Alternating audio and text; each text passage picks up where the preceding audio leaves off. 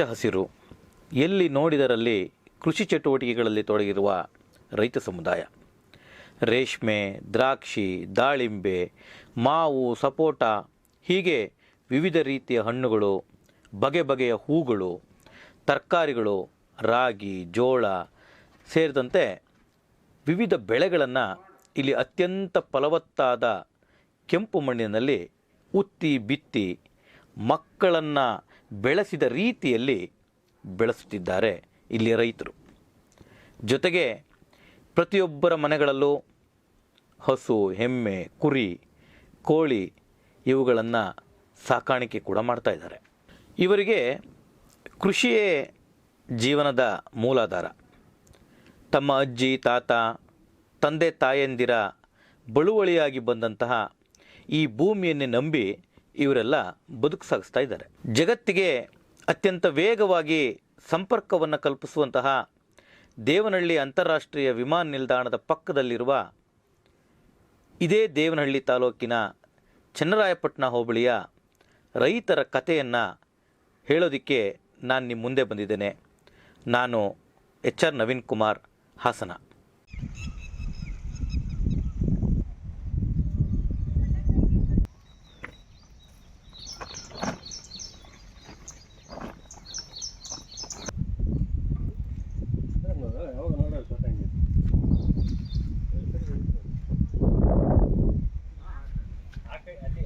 ಆಕಾಶದಲ್ಲಿ ಹಾರಾಡ್ತಾ ಇರ್ತಕ್ಕಂಥ ವಿಮಾನದಲ್ಲಿ ಕುಳಿತು ಕೆಳಗೆ ಇಣುಕಿದ್ರೆ ಇರುವೆಗಳಂತೆ ಭಾಸವಾಗುವ ಈ ಹಳ್ಳಿಗಳು ದೇಶದ ಜನರ ಹೊಟ್ಟೆ ತುಂಬಿಸುವ ಆಹಾರದ ಉತ್ಪಾದನಾ ಕೇಂದ್ರಗಳು. ಇಂತಹ ಅನ್ನ ಬೆಳೆಯುವ ಭೂಮಿಗಿಂದು ಆತಂಕ ಎದುರಾಗಿದೆ.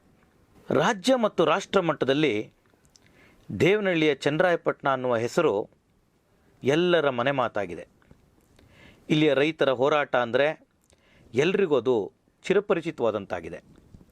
ಇಂದಿಗೆ ಸರಿಯಾಗಿ 1198 ದಿನಗಳ ಕಾಲ ಸತತವಾಗಿ ಅತ್ಯಂತ ದೀರ್ಘಕಾಲದವರೆಗೆ ಜತನದಿಂದ ಕಾಪಾಡಿಕೊಂಡು ಬಂದಿರತಕ್ಕಂಥ ಒಂದು ಐತಿಹಾಸಿಕ ರೈತ ಚಳುವಳಿಯನ್ನು ಕಟ್ಟಿರ್ತಕ್ಕಂಥ ಹಿನ್ನೆಲೆಯ ಕುರಿತು ನಾವಿವತ್ತು ಮಾತಾಡಬೇಕಾಗಿದೆ.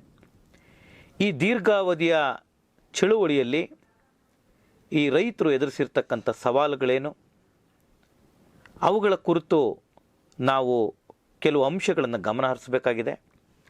ಮತ್ತು ಈ ಸವಾಲುಗಳನ್ನು ಈ ರೈತ ಸಮುದಾಯ ದಿಟ್ಟತನದಿಂದ ಹೇಗೆ ಎದುರಿಸಿ ಇಲ್ಲಿಯವರೆಗೆ ಈ ಚಳುವಳಿಯನ್ನು ತೆಗೆದುಕೊಂಡು ಬಂದಿದ್ದಾರೆ ಅನ್ನುವ ವಿಚಾರವನ್ನು ತಿಳಿದುಕೊಳ್ಳೇಬೇಕಾಗಿದೆ. ಅದರ ಫ್ಲ್ಯಾಶ್ ಬ್ಯಾಕನ್ನು ನಾವು ಹಂತ ಹಂತವಾಗಿ ನೋಡೋ ಪ್ರಯತ್ನವನ್ನು ಮಾಡೋಣ. ತಮ್ಮ ಪಾಡಿಗೆ ತಾವು ಕೃಷಿ ಚಟುವಟಿಕೆಗಳಲ್ಲಿ, ಕೃಷಿ ಕಾಯಕದಲ್ಲಿ ಸಂಪೂರ್ಣವಾಗಿ ತಮ್ಮನ್ನು ತಾವು ತೊಡಗಿಸಿಕೊಂಡು ಕೆಲಸದಲ್ಲಿ ನಿರತರಾಗಿದ್ದಂಥ ರೈತ ಸಮುದಾಯದ ಮುಂದೆ 2022ನೇ ಇಸ್ವಿ ಜನವರಿಯಲ್ಲಿ ಪತ್ರಿಕೆಯಲ್ಲಿ ಪ್ರಕಟವಾದಂಥ ಒಂದು ಸುದ್ದಿ ಬರಸಿಡಿಲಿನಂತೆ ಎರಗುತ್ತೆ. ಅಂತಹ ಸುದ್ದಿ ಅದೇನಿರ್ಬೋದು ಅಂತ ಕೇಳಿದ್ರಾ? ಹೌದು, KIADB Karnataka industrial area development board ಹೊರಡಿಸಿದ್ದಂಥ ಒಂದು ಪ್ರಕಟಣೆ ದೇವನಹಳ್ಳಿ ತಾಲೂಕಿನ ಚನ್ನರಾಯಪಟ್ಟಣ ಹೋಬಳಿಯ 13 ಹಳ್ಳಿಗಳ 1777 ಎಕರೆ ಭೂಮಿಯನ್ನು ಏರೋಸ್ಪೇಸ್ ಟೆಕ್ ಪಾರ್ಕ್ ಮಾಡುವ ಉದ್ದೇಶದಿಂದಾಗಿ ಭೂಸ್ವಾಧೀನ ಮಾಡಿಕೊಳ್ಳಲಾಗುವುದು ಎಂದು ಘೋಷಿಸಲಾಗಿತ್ತು. ಈ ಸುದ್ದಿಯನ್ನು ಕೇಳಿದಂಥ ಸುತ್ತಮುತ್ತಲಿನ ರೈತರು ಆತಂಕಗೊಂಡರು. ಮಾತ್ರವಲ್ಲ, ಇದೇ ಚನ್ನರಾಯಪಟ್ಟಣ ಹೋಬಳಿಯ KDBಯ ವಿವಿಧ ಯೋಜನೆಗಳಿಗಾಗಿ ಈಗಾಗಲೇ ಸುಮಾರು 4 ಬಾರಿ ರೈತರಿಂದ ಭೂಮಿಯನ್ನು ವಶಪಡಿಸಿಕೊಳ್ಳಲಾಗಿತ್ತು. ಜೊತೆಗೆ ಅಂತಾರಾಷ್ಟ್ರೀಯ ವಿಮಾನ ನಿಲ್ದಾಣಕ್ಕಾಗಿ ಭೂಮಿಯನ್ನು ಕಳೆದುಕೊಂಡಿರ್ತಕ್ಕಂಥವರ ಜೀವನವನ್ನು, ಅವರ ಪರಿಸ್ಥಿತಿಯನ್ನು ಕಣ್ಣಾರೆ ಕಂಡಿದ್ದಂಥ ಈ ರೈತರು ಈ ಪ್ರಕಟಣೆಯಿಂದಾಗಿ ಮತ್ತಷ್ಟು ಆತಂಕಿತರಾದರು. 13 ಹಳ್ಳಿಗಳ ರೈತರು ಒಂದೆಡೆ ಸಭೆ ಸೇರಿ ಈ ಎಲ್ಲ ಆಗುಹೋಗುಗಳ ಕುರಿತು ಚರ್ಚೆ ಮಾಡಿ ಇಂದಿನ ಅನುಭವಗಳ ಆಧಾರದ ಮೇಲೆ ತಮ್ಮ ಜೀವನಾಡಿಯಾಗಿದ್ದಂಥ ಭೂಮಿಯನ್ನು ಉಳಿಸ್ಕೊಳ್ಬೇಕು, ಯಾವುದೇ ಕಾರಣಕ್ಕೂ ಈ ಭೂಮಿಯನ್ನು ಬಿಟ್ಟುಕೊಡಬಾರ್ದು, ಇದಕ್ಕೆ ನಮ್ಮ ಮುಂದೆ ಇರತಕ್ಕಂಥ ಏಕೈಕ ದಾರಿ ಹೋರಾಟದ ಮಾರ್ಗ ಅಂತೇಳಿ ತೀರ್ಮಾನ ಮಾಡಿ ಹೋರಾಟದ ಮಾರ್ಗವನ್ನು ಅನುಸರಿಸೋದಕ್ಕೆ ನಿರ್ಧರಿಸಿದ್ರು. ಇದರಿಂದ ಭೂಸ್ವಾಧೀನ ವಿರೋಧಿ ಹೋರಾಟ ಸಮಿತಿ ರಚನೆ ಆಯಿತು.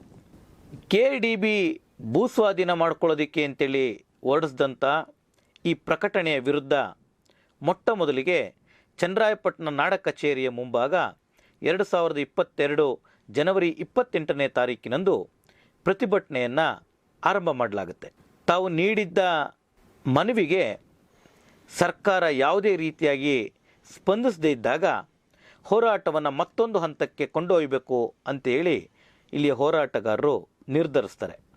ಇದರ ಮುಂದುವರೆದ ಭಾಗವಾಗಿ 2022ನೇ ಇಸ್ವಿ ಫೆಬ್ರವರಿ 16ನೇ ತಾರೀಕು ಚನ್ನರಾಯಪಟ್ಟಣದ ನಾಡ ಕಚೇರಿ ಮುಂಭಾಗದಿಂದ ಬೆಂಗಳೂರಿನ ಗ್ರಾಮಾಂತರ ಜಿಲ್ಲಾಧಿಕಾರಿಗಳ ಕಚೇರಿಯ ಎದುರುಗಡೆ ತಮ್ಮ ಕೃಷಿ ಚಟುವಟಿಕೆಗಳಲ್ಲಿ ನಿರಂತರವಾಗಿ ಜೊತೆಗಿರುವ ರೈತರ ಮಿತ್ರರಾಗಿರ್ತಕ್ಕಂಥ ಟ್ರ್ಯಾಕ್ಟರ್ಗಳನ್ನು ಜೊತೆಗಿಟ್ಟುಕೊಂಡು ಒಂದು ಮೆರವಣಿಗೆಯನ್ನು ಮಾಡ್ತಾರೆ. ಈ ಟ್ರ್ಯಾಕ್ಟರ್ ಪರೇಡ್ಗೂ ಕೂಡ ಸರ್ಕಾರ ಅಧಿಕಾರಿಗಳು ಯಾವುದೇ ರೀತಿಯಾಗಿರ್ತಕ್ಕಂಥ ಸ್ಪಂದನೆಯನ್ನು ನೀಡೋದಿಲ್ಲ.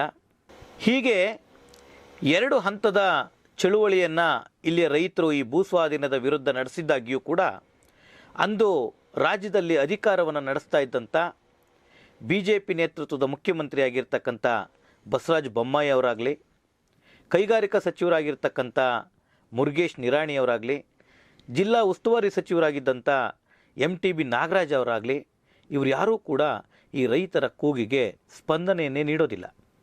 ಇಂತಹ ಸಂದರ್ಭದಲ್ಲಿ ಬಿಡಿಬಿಡಿಯಾಗಿ ಒಂದೊಂದು ದಿನ ಒಂದೊಂದು ಕಡೆ ಪ್ರತಿಭಟನೆಗಳನ್ನು ನಡೆಸೋದ್ರಿಂದ ಆಳುವ ವರ್ಗವನ್ನು, ಆಳುವ ಸರ್ಕಾರವನ್ನು ಮಣಿಸೋದಕ್ಕೆ ಸಾಧ್ಯ ಆಗಲ್ಲ.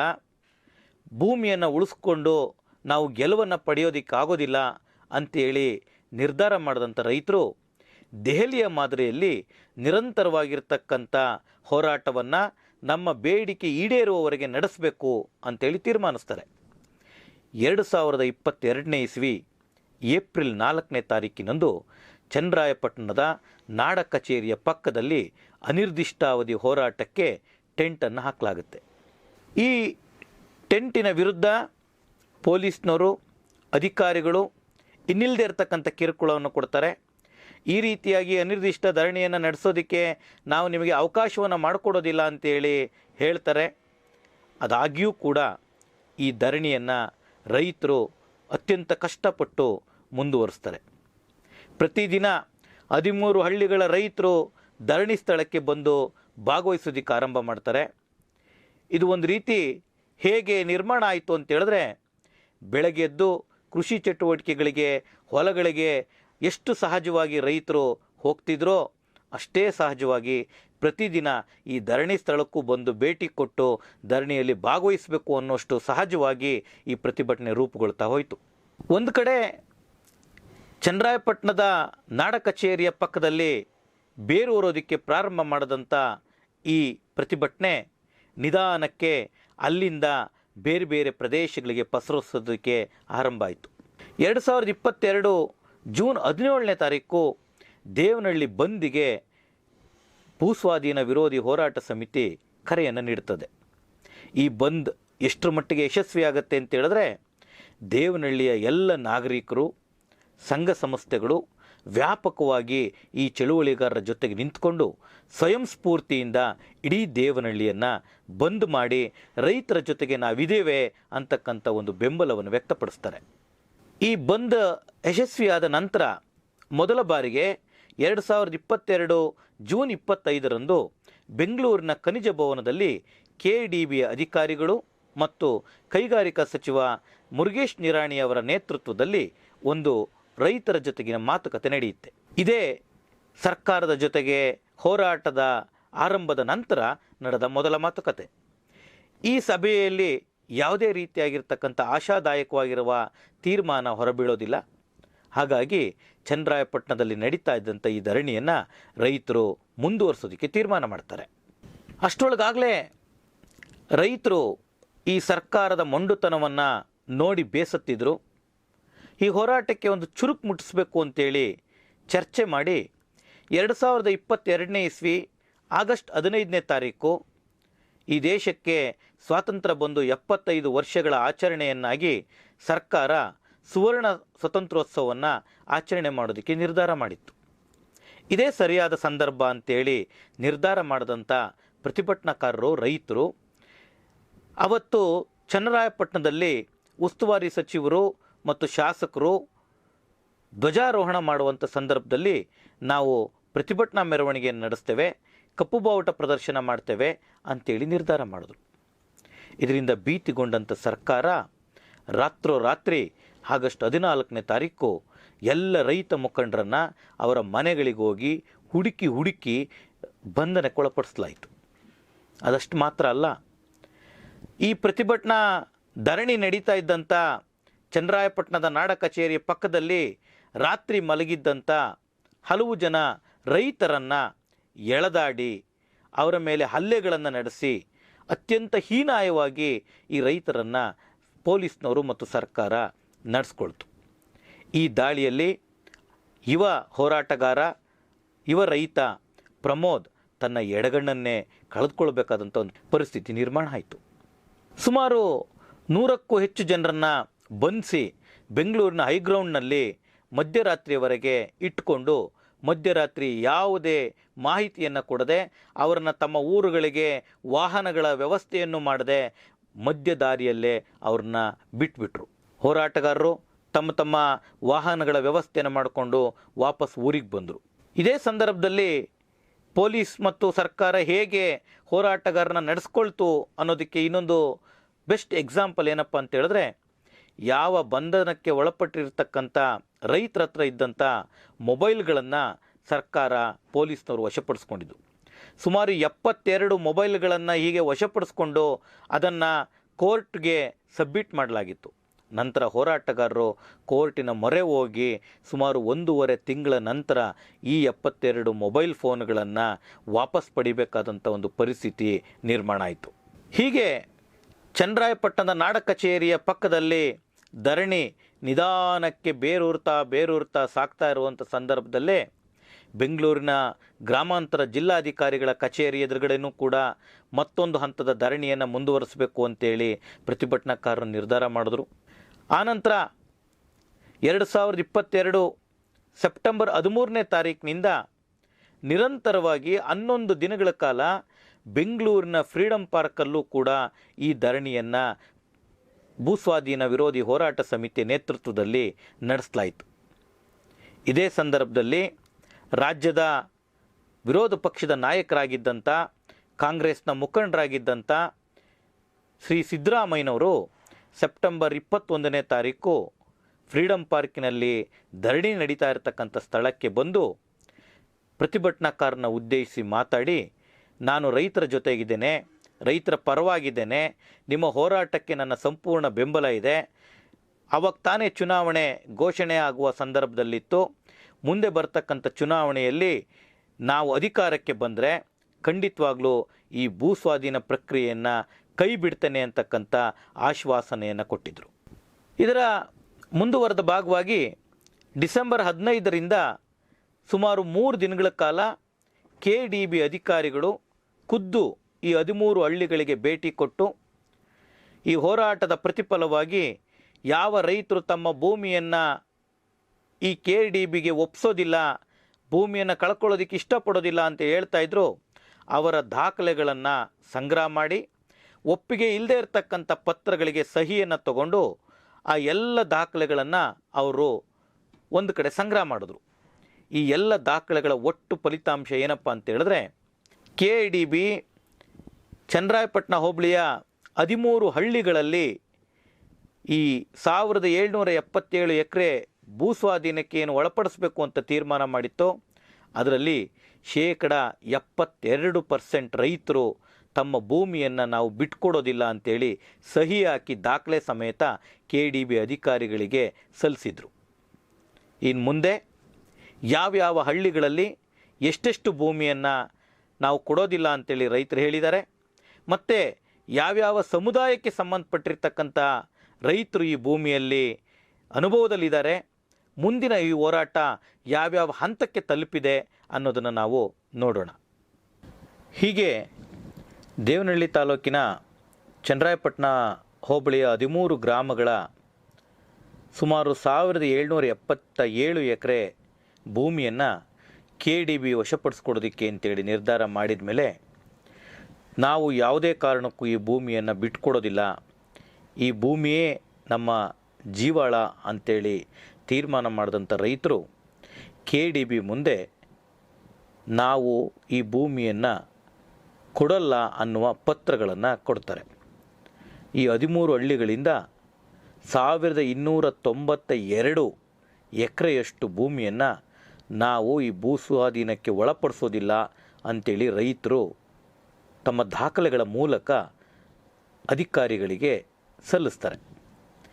ಇದೆಲ್ಲವದನ್ನು ಲೆಕ್ಕ ಹಾಕಿದಾಗ ಸರಿ ಸುಮಾರು 72% ರೈತರು ಈ ಭೂಮಿಯನ್ನು ಭೂಸ್ವಾಧೀನಕ್ಕೆ ಒಳಪಡಿಸೋದಿಲ್ಲ ಅಂತ ಹೇಳಿರ್ತಾರೆ. ಇತ್ತೀಚಿನ ಕೆಲವು ಬೆಳವಣಿಗೆಗಳನ್ನು ಗಮನಿಸಿದ್ರೆ ಕೆಲವು ರೈತರ ಹೆಸರಿನಲ್ಲಿ ರಿಯಲ್ ಎಸ್ಟೇಟ್ನ ಏಜೆಂಟ್ ಆಗಿರ್ತಕ್ಕಂಥವರು ನಾವು ಈ ಭೂಮಿಯನ್ನು ಸರ್ಕಾರಕ್ಕೆ ಕೊಡ್ತೇವೆ ಅಂಥೇಳಿ ಒಂದು ಮನವಿಯನ್ನು ರಾಜ್ಯ ಸರ್ಕಾರಕ್ಕೆ ಸಲ್ಲಿಸಿರೋದನ್ನು ನಾವು ನೋಡ್ತೇವೆ. ಇದರಲ್ಲಿ ಯಾರು ನಾವು ಭೂಮಿಯನ್ನು ಕೊಡ್ತೇವೆ ಅಂತ ಹೇಳಿರೋರು ಅತ್ಯಂತ ಕಡಿಮೆ ಸಂಖ್ಯೆಯಲ್ಲಿದ್ದಾರೆ. ಆದರೆ 72% ರೈತರು ಈ ಭೂಮಿಯನ್ನು ನಾವು ಕೊಡೋದಿಲ್ಲ ಅಂತ ಹೇಳ್ತಾ ಇದ್ದಾರೆ. ಇದರ ಆಧಾರದ ಮೇಲೆ ಈ ಚಳುವಳಿ ಮುಂದುವರಿಯುತ್ತೆ. ಈ 13 ಹಳ್ಳಿಗಳಲ್ಲಿ ಯಾವ್ಯಾವ ಹಳ್ಳಿಯಲ್ಲಿ ಎಷ್ಟೆಷ್ಟು ಶೇಕಡವಾರು ರೈತರು ಭೂಮಿಯನ್ನು ಕೊಡೋಲ್ಲ ಅಂತ ಹೇಳಿದ್ದಾರೆ ಅನ್ನುವ ಒಂದು ಸಣ್ಣ ಅಂಕಿಅಂಶವನ್ನು ಗ್ರಾಮವಾರು ವಿವರದ ಮೂಲಕ ನಾವು ಹೀಗೆ ನೋಡೋಣ. ಪಾಳ್ಯ ಗ್ರಾಮ ಸರಿಸುಮಾರು 86.2% ರೈತರು ಭೂಮಿಯನ್ನು ಕೊಡೋದಿಲ್ಲ ಅಂತ ಹೇಳಿದ್ದಾರೆ. ಅರಳೂರು 100% ರೈತರು ಭೂಮಿ ಕೊಡಲ್ಲ ಅಂತ ಹೇಳಿದ್ದಾರೆ. ಪೋಲನಹಳ್ಳಿ 82%, ಗೋಕರೆ ಬಚ್ಚೇನಹಳ್ಳಿ 83%, ನಲ್ಲೂರು 68.5%, ಮಲ್ಲೇಪುರ 28.6%, ನಲ್ಲಪ್ಪನಹಳ್ಳಿ 88.3%, ಚೀಮಾಚನಹಳ್ಳಿ 57.7%, ಮಟ್ಟಬರಲು 83.8%, ಮುದ್ದೇನಹಳ್ಳಿ 97.3%, ಚನ್ನರಾಯಪಟ್ಟಣ 75.8%, ಎಸ್ ತೆಲ್ಲೋನಹಳ್ಳಿ 100%, ಹ್ಯಾಡಾಳ 23%. ಹೀಗೆ ಒಟ್ಟು 77% ರೈತರು ನಾವು ಈ ಭೂಮಿಯನ್ನು ಬಿಟ್ಕೊಡಲ್ಲ ಅಂತೇಳಿ ಹೇಳಿದ್ದಾರೆ. ಇದಿಷ್ಟು ಮಾತ್ರ ಅಲ್ಲ, ಇನ್ನೊಂದು ಭಾಳ ಗಂಭೀರವಾಗಿ ಗಮನಿಸಬೇಕಾಗಿರ್ತಕ್ಕಂಥ ಅಂಶ ಏನಂತ ಹೇಳಿದ್ರೆ, ಈ 13 ಹಳ್ಳಿಗಳಲ್ಲಿ ಪರಿಶಿಷ್ಟ ಜಾತಿ ಮತ್ತು ಪರಿಶಿಷ್ಟ ಪಂಗಡಕ್ಕೆ ಸೇರಿದಂಥ ದೊಡ್ಡ ಪ್ರಮಾಣದ ರೈತರು ಈ ಕೃಷಿ ಚಟುವಟಿಕೆಗಳು ತೊಡಗಿದ್ದಾರೆ. ಒಂದು ಅಂಕಿಅಂಶದ ಪ್ರಕಾರ ಈ 13 ಹಳ್ಳಿಗಳಿಂದ 1777 ಎಕರೆ ಭೂಮಿಯನ್ನು ಏನು ಈಗ ಸ್ವಾಧೀನಪಡಿಸ್ಕೊಳ್ಳೋದಕ್ಕೆ ಸರ್ಕಾರ ಮುಂದಾಗಿದೆ, ಅದರಲ್ಲಿ 475 ಎಕರೆ ಭೂಮಿಯಲ್ಲಿ ಪರಿಶಿಷ್ಟ ಜಾತಿ ಮತ್ತು ಪರಿಶಿಷ್ಟ ಪಂಗಡದ ದಲಿತ ಸಮುದಾಯದ ರೈತರು ಭೂಸ್ವಾಧೀನದಲ್ಲಿ ಇದ್ದುಕೊಂಡು ಭೂಮಿಯನ್ನು ಅನುಭವಿಸ್ತಾ ಅಲ್ಲಿ ಕೃಷಿ ಚಟುವಟಿಕೆಯಲ್ಲಿ ತೊಡಗಿಸಿದ್ದಾರೆ ಅನ್ನೋ ಅಂಶವನ್ನು ಕೂಡ ನಾವಿಲ್ಲಿ ಗಮನಿಸಬೇಕು. ಹೀಗೆ ಹೋರಾಟ ತಣ್ಣಗೆ ಚನ್ನರಾಯಪಟ್ಟಣದ ನಾಡ ಕಚೇರಿಯ ಬಳಿಯಲ್ಲಿ ನಿರ್ಮಾಣ ಆಗಿದ್ದಂಥ ಧರಣಿ ಸ್ಥಳದಲ್ಲಿ ಆಳವಾಗಿ ಬೇರೂರೋದಕ್ಕೆ ಪ್ರಾರಂಭ ಆಯಿತು. ಈ ಸ್ಥಳಕ್ಕೆ ರಾಜ್ಯದ ದೇಶದ ಎಲ್ಲ ಚಳುವಳಿಗಳ ಮುಖಂಡರು ಬಂದು ಭಾಗವಹಿಸಿ ಬೆಂಬಲವನ್ನು ಕೊಡೋದಕ್ಕೆ ಪ್ರಾರಂಭ ಮಾಡಿದ್ರು. ಚಳುವಳಿಕಾರರು ಮಾತ್ರ ಅಲ್ಲ, ಸಾಹಿತಿಗಳು, ಬುದ್ಧಿಜೀವಿಗಳು, ಕಲಾವಿದರು, ಪ್ರಜ್ಞಾವಂತರೆಲ್ಲರೂ ಈ ಚಳುವಳಿಗೆ ಧ್ವನಿಯಾದರು. ಇನ್ನೊಂದು ಬಹಳ ಪ್ರಮುಖವಾದಂಥ ವಿಷಯ ಏನಂದರೆ, ದೆಹಲಿಯ ಗಡಿ ಭಾಗಗಳಲ್ಲಿ ಸತತವಾಗಿ 13 ತಿಂಗಳುಗಳ ಕಾಲ ನಿರಂತರವಾಗಿ ಚಳುವಳಿಯನ್ನು ನಡೆಸಿ ಕೇಂದ್ರ ಸರ್ಕಾರದ ಕರಾಳ 3 ಕೃಷಿ ಕಾಯ್ದೆಗಳನ್ನು ಬೀದಿ ಹೋರಾಟದ ಮೂಲಕ ಮಣಿಸಿ ವಾಪಸ್ ಮಾಡೋದಕ್ಕೆ ಕಾರಣಕರ್ತರಾಗಿದ್ದಂತಹ, ದೆಹಲಿಯ ಹೋರಾಟದ ನಾಯಕತ್ವವನ್ನು ನೀಡಿದಂತಹ ಸಂಯುಕ್ತ ಕಿಸಾನ್ ಮೋರ್ಚಾದ ಎಲ್ಲ ರಾಷ್ಟ್ರ ನಾಯಕರು ಈ ಧರಣಿ ಸ್ಥಳಕ್ಕೆ ಬಂದು ಬೆಂಬಲವನ್ನು ವ್ಯಕ್ತಪಡಿಸಿದ್ದಾರೆ. ಈ ಹೋರಾಟ ಹೀಗೆ ಮುಂದುವರಿತಾ ಒಂದು ನಿರ್ಣಾಯಕ ಘಟ್ಟವನ್ನು ತಲುಪುತ್ತೆ. ರಾಜ್ಯದಲ್ಲಿ ಕೇಂದ್ರ ರಾಜ್ಯ ಸರ್ಕಾರಗಳ ಜನವಿರೋಧಿ ನೀತಿಗಳನ್ನು ವಿರೋಧಿಸ್ತಾ ಅದಕ್ಕಾಗಿ ನಿರ್ಮಾಣಗೊಂಡಿರ್ತಕ್ಕಂಥ ರೈತರು, ಕಾರ್ಮಿಕರು, ದಲಿತರು, ಮಹಿಳೆಯರು, ವಿದ್ಯಾರ್ಥಿ ಯುವಜನ ಸಂಘಟನೆಗಳ ಒಂದು ಒಕ್ಕೂಟ ಸಂಯುಕ್ತ ಹೋರಾಟ ಕರ್ನಾಟಕದ ನೇತೃತ್ವದಲ್ಲಿ ಈ ದೇವನಹಳ್ಳಿಯ ಚನ್ನರಾಯಪಟ್ಟಣ ಭೂಸ್ವಾಧೀನ ವಿರೋಧಿ ಹೋರಾಟಕ್ಕೆ ಒಂದು ಗಂಭೀರ ಮಧ್ಯಪ್ರವೇಶವನ್ನು ಮಾಡಲಾಗ್ತದೆ. ಇದರ ನಂತರ ಇಡೀ ಹೋರಾಟದ ಸ್ವರೂಪವೇ ಬದಲಾಗ್ತಾ ಹೋಗ್ತದೆ ಹಾಗೂ ಸರ್ಕಾರ ಈ ವಿಚಾರದಲ್ಲಿ ಗಂಭೀರವಾಗಿ ಮಾತನಾಡಬೇಕಾದಂಥ, ರೈತರ ಜೊತೆಗೆ ಚರ್ಚೆ ಮಾಡಬೇಕಾದಂಥ ಒಂದು ಅನಿವಾರ್ಯತೆಯನ್ನು ಅದು ಸೃಷ್ಟಿ ಮಾಡ್ತದೆ. 3 ವರ್ಷಗಳ ಕಾಲ ನಿರಂತರವಾಗಿ ಚಳುವಳಿಯನ್ನು ಮಾಡ್ಕೊಂಡು ಬಂದಿದ್ದಂಥ ರೈತ ಸಮುದಾಯಕ್ಕೆ ರಾಜ್ಯದ ಎಲ್ಲ ಚಳುವಳಿಕಾರರು ಒಟ್ಟಿಗೆ ಸೇರಿ 2025 ಜೂನ್ 25ನೇ ತಾರೀಕಿನಂದು ದೇವನಹಳ್ಳಿ ಚಲೋವನ್ನು ನಡೆಸಲಾಗ್ತದೆ. ರಾಜ್ಯದ ವಿವಿಧ ಜನಚಳುವಳಿಗಳ ನಾಯಕರುಗಳು, ಕಾರ್ಯಕರ್ತರು ಸಾವಿರಾರು ಸಂಖ್ಯೆಯಲ್ಲಿ ಜೂನ್ 25ರಂದು ದೇವನಹಳ್ಳಿಗೆ ಅಣಿನೇರಿತಾರೆ. ಈ ಚನ್ನರಾಯಪಟ್ಟಣ ರೈತರ ಐತಿಹಾಸಿಕ ಹೋರಾಟ ಜೊತೆಗೆ ನಾವು ನಿಲ್ತೇವೆ ಅಂತಕ್ಕಂತಹ ಒಂದು ಆತ್ಮಸ್ಥೈರ್ಯವನ್ನು ತುಂಬುತ್ತಾರೆ. ಬೆಳಗ್ಗೆಯಿಂದ ಸಂಜೆವರೆಗೆ ನಡೆದಂಥ ಈ ಧರಣಿ ಅತ್ಯಂತ ಶಾಂತಿಯುತವಾಗಿ ನಡೀತಾ ಇರುತ್ತೆ. ಆದರೆ ಸಂಜೆ ಆದ ಮೇಲೆ ಪ್ರಭುತ್ವ, ಸರ್ಕಾರ ತನ್ನ ನಿಜ ರೂಪವನ್ನು ತಮ್ಮ ಪೊಲೀಸ್ನವರ ಮೂಲಕ ಅದು ತೋರಿಸುತ್ತೆ. ರೈತ ವಿರೋಧಿ ಸಿದ್ದರಾಮಯ್ಯಗೆ ಧಿಕ್ಕಾರ! ರೈತ ವಿರೋಧಿ ಸಿದ್ದರಾಮಯ್ಯಗೆ ಧಿಕ್ಕಾರ! ರೈತ ವಿರೋಧಿ ಸಿದ್ದರಾಮಯ್ಯಗೆ ಧಿಕ್ಕಾರ! ರೈತ ವಿರೋಧಿ ಸಿದ್ದರಾಮಯ್ಯಗೆ ಧಿಕ್ಕಾರ! ರೈತ ವಿರೋಧಿ ಸಿದ್ದರಾಮಯ್ಯಗೆ ಧಿಕ್ಕಾರ!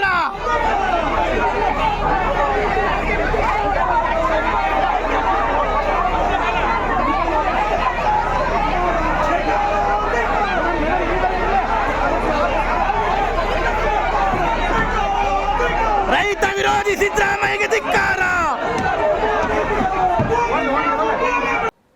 ಪ್ರತಿಭಟನಾಕಾರರನ್ನ ಅತ್ಯಂತ ಹೀನಾಯವಾಗಿ ನಡೆಸಿಕೊಂಡು ದೌರ್ಜನ್ಯವನ್ನು ಎಸಗಿ ಅತ್ಯಂತ ಅಮಾನವೀಯವಾಗಿ ಎಲ್ಲರನ್ನ ಬಂಧನಕ್ಕೊಳಪಡಿಸ್ತಾರೆ. ಮಧ್ಯರಾತ್ರಿಯವರೆಗೆ ಬಂಧನದಲ್ಲಿಟ್ಟು ಆನಂತರ ಅವ್ರನ್ನ ಬಿಡುಗಡೆ ಮಾಡಲಾಗುತ್ತೆ. ಹೀಗೆ ಈ ಪೊಲೀಸ್ ದೌರ್ಜನ್ಯವನ್ನು ವಿರೋಧಿಸಿ ಇಡೀ ರಾಜ್ಯಾದ್ಯಂತ 26ನೇ ತಾರೀಕು ವ್ಯಾಪಕವಾಗಿರ್ತಕ್ಕಂಥ ಪ್ರತಿಭಟನೆಗಳನ್ನು ನಾವು ಕಾಣ್ತೇವೆ. ಇದಾದ ಮೇಲೆ ಸಂಯುಕ್ತ ಹೋರಾಟ ಕರ್ನಾಟಕ ನಿರ್ಧಾರ ಮಾಡಿ 27ನೇ ತಾರೀಕಿನಿಂದ ಫ್ರೀಡಮ್ ಪಾರ್ಕಲ್ಲಿ ಈ ದೇವನಹಳ್ಳಿ ವಿಚಾರಕ್ಕೆ ಸಂಬಂಧಪಟ್ಟಂತೆ ಒಂದು ಅನಿರ್ದಿಷ್ಟಾವಧಿ ಧರಣಿಯನ್ನು ಪ್ರಾರಂಭ ಮಾಡುತ್ತೆ. ಹೀಗೆ ಸಂಯುಕ್ತ ಹೋರಾಟ ಕರ್ನಾಟಕದ ನೇತೃತ್ವದಲ್ಲಿ ಬೆಂಗಳೂರಿನ ಫ್ರೀಡಮ್ ಪಾರ್ಕ್ನಲ್ಲಿ ಧರಣಿ ಮುಂದುವರಿತಾ ಇರತಕ್ಕಂಥ ಸಂದರ್ಭದಲ್ಲೇ ಜುಲೈ 4ನೇ ತಾರೀಕು ಮುಖ್ಯಮಂತ್ರಿಗಳು ಚಳುವಳಿಕಾರರನ್ನು ಮಾತುಕತೆಗೆ ಕರೀತಾರೆ. ಅಂದು ಮತ್ತೊಮ್ಮೆ ಇಡೀ ರಾಜ್ಯದ ಚಳುವಳಿಕಾರರು ದೇವನಹಳ್ಳಿ ರೈತರ ಪರವಾಗಿ ಸಾವಿರಾರು ಸಂಖ್ಯೆಯಲ್ಲಿ ಫ್ರೀಡಮ್ ಪಾರ್ಕಿಗೆ ಅಣಿನೇರಿತಾರೆ.